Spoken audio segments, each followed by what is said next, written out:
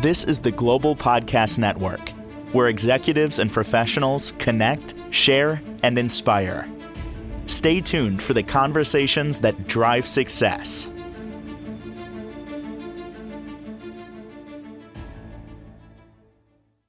And welcome back, everybody, as we head into a brand new year. Just looking for the best. Why not? We deserve so many different things in life. How about happiness in 2026 and positive mental health? Seems reasonable. How do we do that? How do we get there? Let's talk about that today. He practices clinical psychology and counseling and also energy psychology and has so much insight every time we get together with him. So great to have him back with us. He is Dr. Will Newman back on the program. How are you doing today? I am happy to be here and excited to help others understand how they can optimize mental health and happiness each day and every day in their lives. So it makes me think how I would answer that. Now, what's the secret? How do you have positive mental health and happiness? The first thing that comes to me, and I want to know if this is even in the zone, gratitude. But hold on a sec. I heard recently that, yes, you can practice gratitude. You're thankful for things. I have a gratitude journal. I try to write in it every day or almost every day. It takes me like a minute, whatever it might be. But I heard recently that if you want gratitude really to move your life forward and give you happiness, that you need to spend a minimum of 3 minutes practicing gratitude daily, all in one chunk, for a minimum of 3 minutes. So here I am, I think I'm doing the right things for a minute, writing things down, on to the next thing. What are your thoughts overall there? I emphasize minimum. I would say stay focused on that all day, every day, and you will have joy in your heart and happiness and lightheartedness. And that is an example of what I would put under the idea of the practice of living consciously.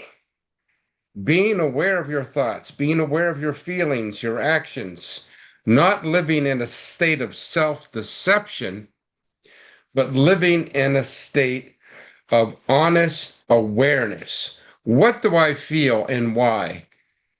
What am I thinking and why? Is this feeling good? Do I feel it emotionally in a way that gives my heart joy? Or is this feeling bad? And is it causing physical pain in my torso, my stomach, my muscle contraction?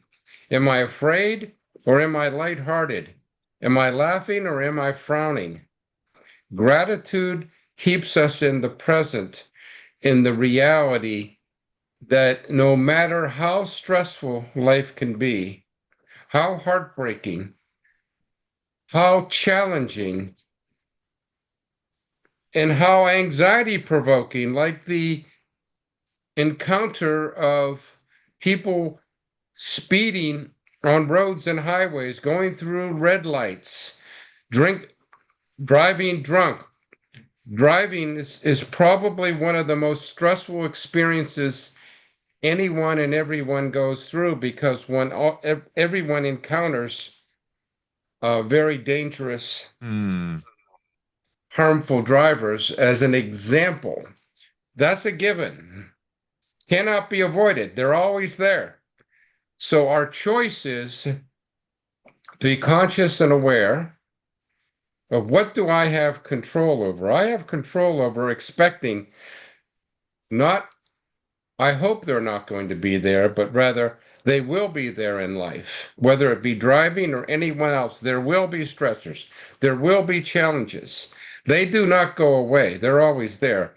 How can I be prepared to cope with it and adjust to it consciously and responsibly, and be grateful for all that feels good, that's separate from that which is real stress, real imminent harm or danger, versus imagined stress, which is anxiety based on excessive worry or the inability to tolerate the unknown. That's not real. Mm. One can obsess on that and exaggerate it, or one can shift back to the present with gratitude. I am so thankful for the blue skies and the sunshine and the green trees and grass and people who I can talk to who are honest and kind and generous, and people who I can give to who are needy, people I can be compassionate about, whether they're relatives or strangers, and have sincere compassion if they're in the hospital with illness, or if they're injured, or if they're on the street begging for food, or if they are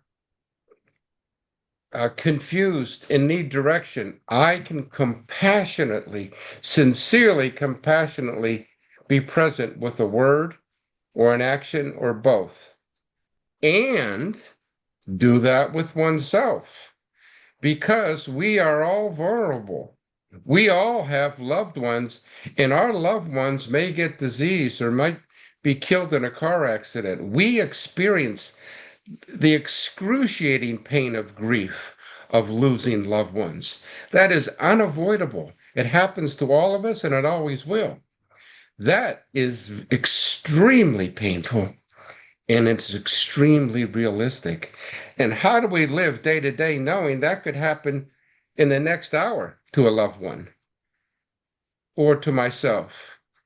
And how do I have compassion to the person on the street who's lying on the side of the road bleeding and the ambulance is there?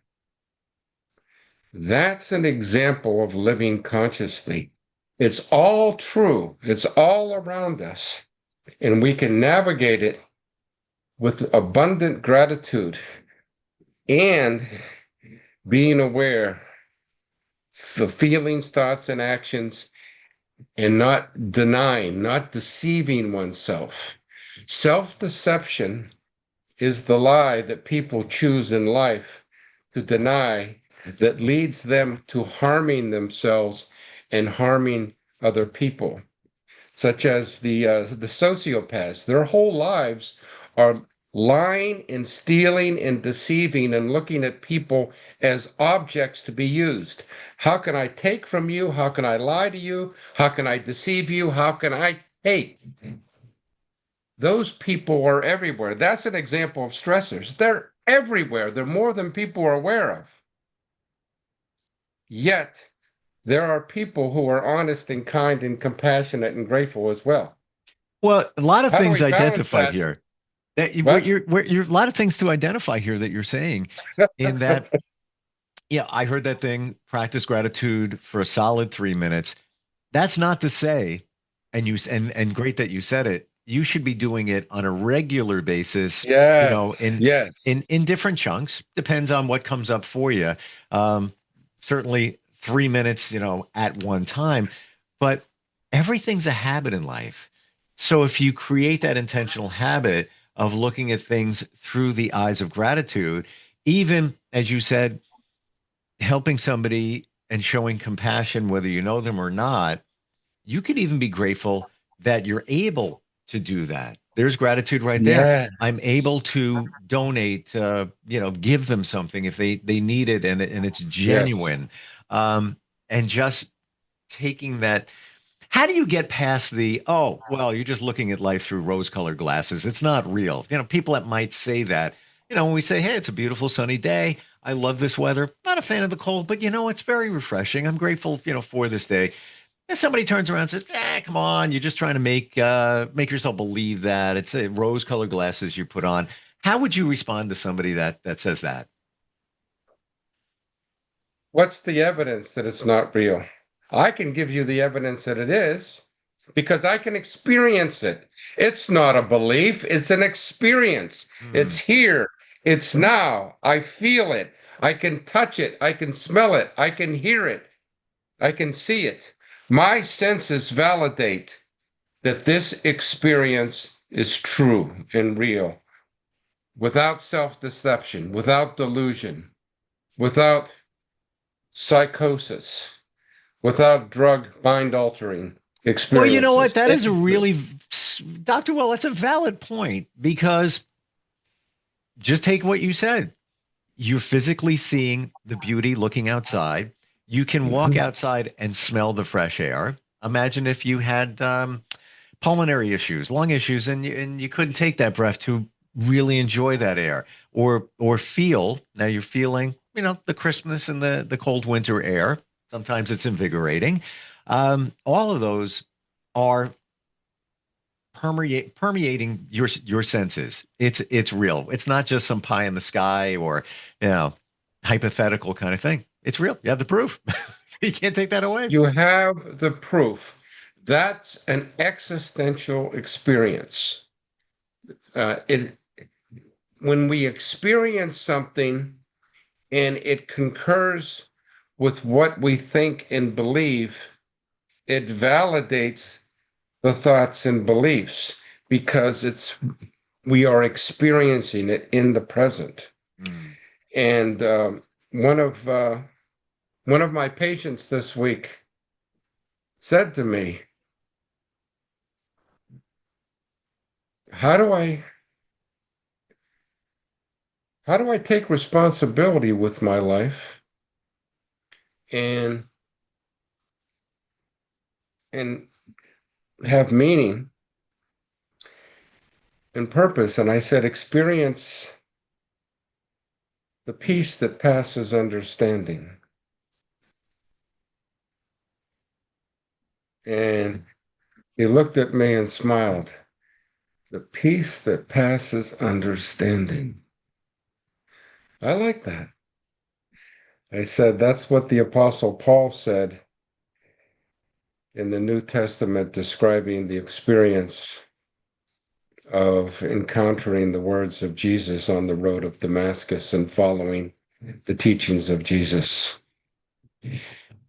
The peace that passes understanding is an experience that one knows is true if and when you have it. That's how you know it's real. Why don't we center on that word peace connected to happiness? I went through many years going to church. I would always, people would say the same, peace be with you, peace be with you, peace be with you. And I would say, and with you. I really didn't know what I was talking about. I'll be honest. I know that's a commonly said. I'll be honest. I didn't know what this peace Peace thing be with was. you. What did I know growing up? Hey, peace, the peace sign, whatever. Peace, love, and happiness and all. But until you find peace or you realize you don't have it and then it showed up, like real peace, just peace of mind, just I call it the quiet calm where things are going to be okay. You don't know until you know it. But once you do, I think therein lies some of that thing we call happiness. What are your thoughts? Yes, it is. That is an example of experiencing happiness when you have peace because there's satisfaction. Mm, Many people who are unhappy are dissatisfied because they're living in the self-deception and delusion that I need more to be happy. mm, And mm. I say there is no way to happiness. Happiness is the way of choosing Mm. to be in the present with gratitude and peace. And that means accepting yourself, including your strengths and weaknesses without denial or hatred. Knowing I am imperfect. I did make a mistake. I wasn't completely honest. I can make a choice to change this behavior and accept myself and forgive myself and improve myself and make another choice. That's self acceptance. It's also self-responsibility, which is the ownership of our choices and actions and their consequences. The ability to take on the consequence of a painful outcome from a poor choice to be harmful to oneself or others, or to be dishonest with oneself or others, and to take on the consequence. When one takes on that action of responsibility, it's living in the present with a new beginning, with a new belief that I can make a different choice Mm. to love Interesting. others. Interesting what you're saying there in terms of what we think we need. And so many will say this, and I can relate to this in many, many, many regards, where you think, oh, I need this big house, and I need all these vehicles, and I need this, and I need that, and I need that. And Yes. that's when I'll be happy. When I Yes. fill in the blank, when I have, I'll be happy. I'll be happy. But you probably didn't have peace. And then when you find that peace, you realize, I don't need any of that stuff. Yeah, it's nice. I don't need it. I could live in a very simple, minimalistic way as long as you have peace, i.e., leading to your happiness. Look at how many people win the lottery, millions of dollars.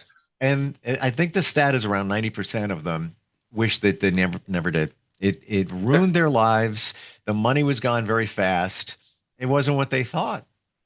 They didn't have peace. They really didn't have happiness. They thought they did. They thought that money bought that happiness. Not so much though. Yes. That's a good example. Therefore, living consciously in the ways we're describing with self-acceptance, self-responsibility, and honesty with self-assertiveness, saying what we really think and what we really feel honestly and respectfully to ourselves and to others, to be real.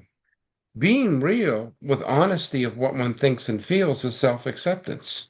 Mm, It's okay to say I disagree because I understand it this way because this is what I learned, and I learned it by studying it in this way and in this book and at this time, and I experienced it this way, which is what we were talking about earlier, which is validation. Knowledge without experience may not be enough to know with passion it is truth.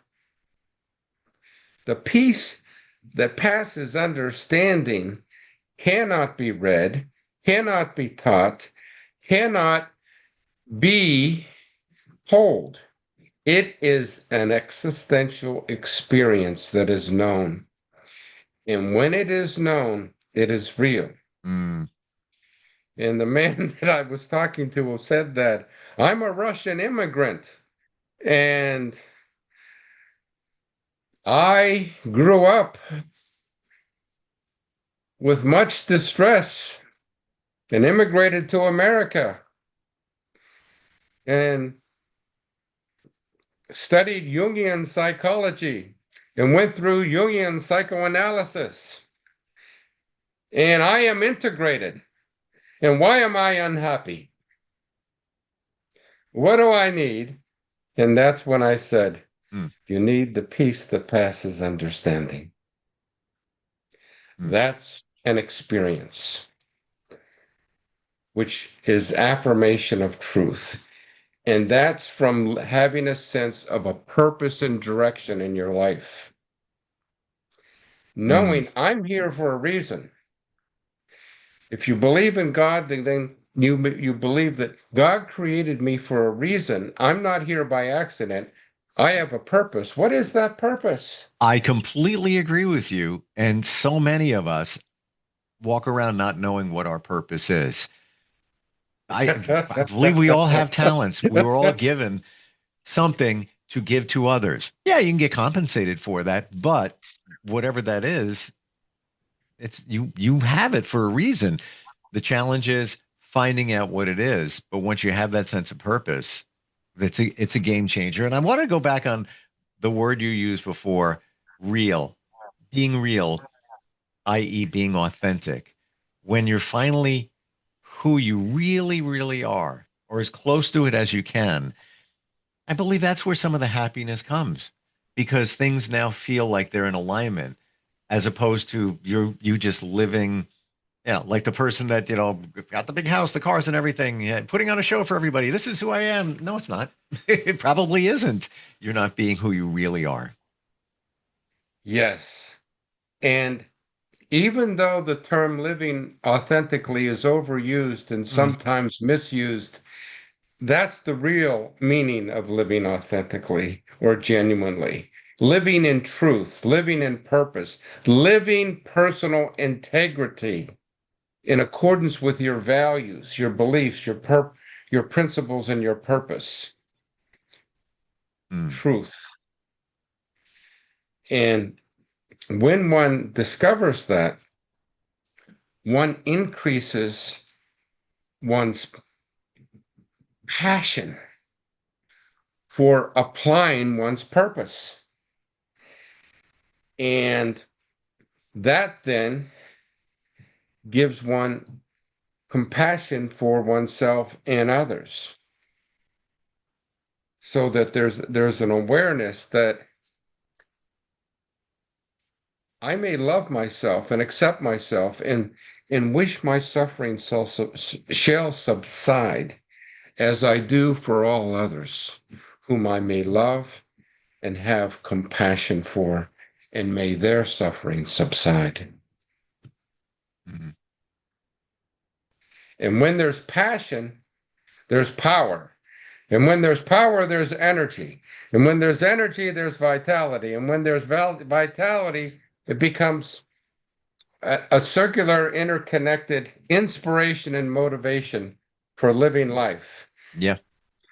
with Yep. high energy, high purpose, high passion, and compassion for others, as it is in the fulfillment of the words of Jesus when he was asked, "What is the greatest commandment?" To love your Lord your God with all your heart, soul, mind, and strength, and your neighbor as yourself. And to truly experience that, that's a purposeful life. Well, you just identified something else there, loving yourself. All Yes. these little pieces here are parts of the happiness puzzle, I believe, and that's one of them. When you can actually say, yeah, I'm a good person. I love myself. So many of us feel guilty about saying that. They think it's the ego taking over.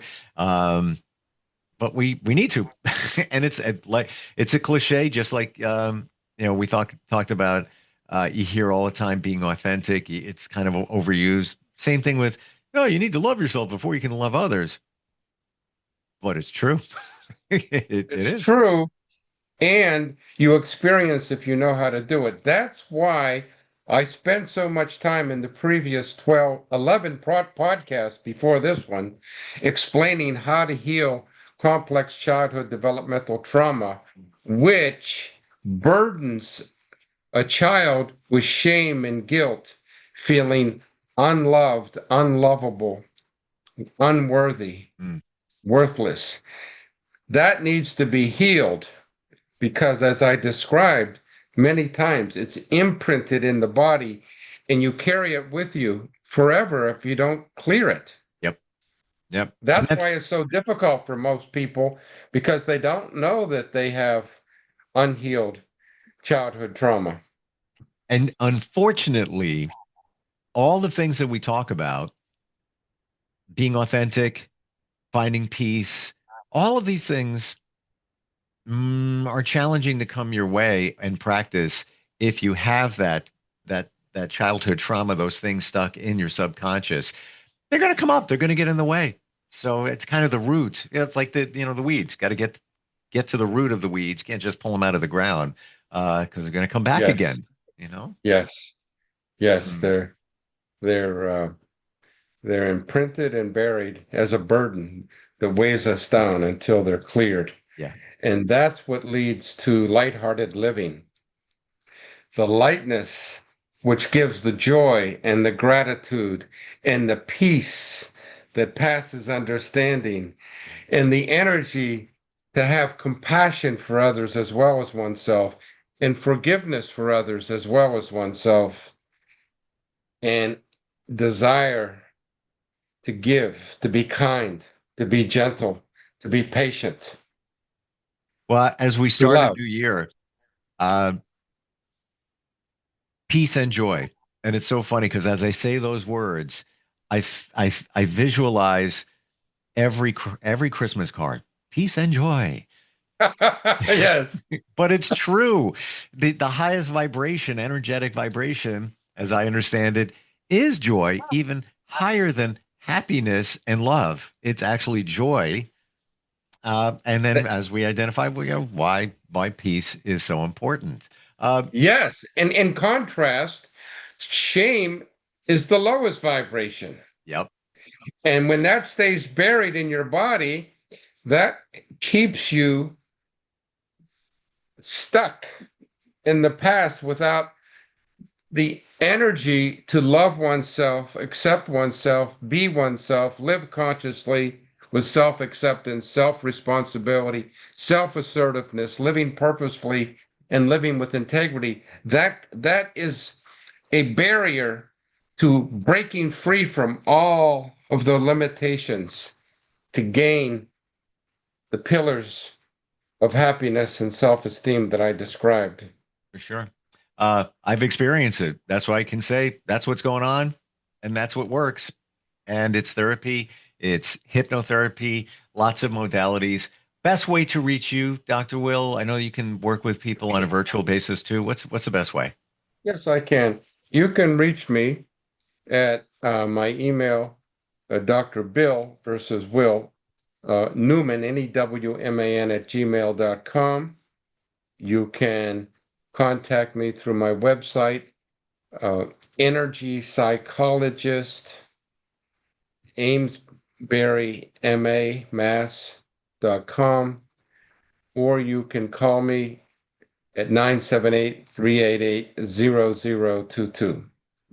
Thank you for your positivity, all your insight on all of this. Again, I can back it up. It's Yes, you're changed you're my a, life. a living experiential witness to what I said. Truth be told. And here it is.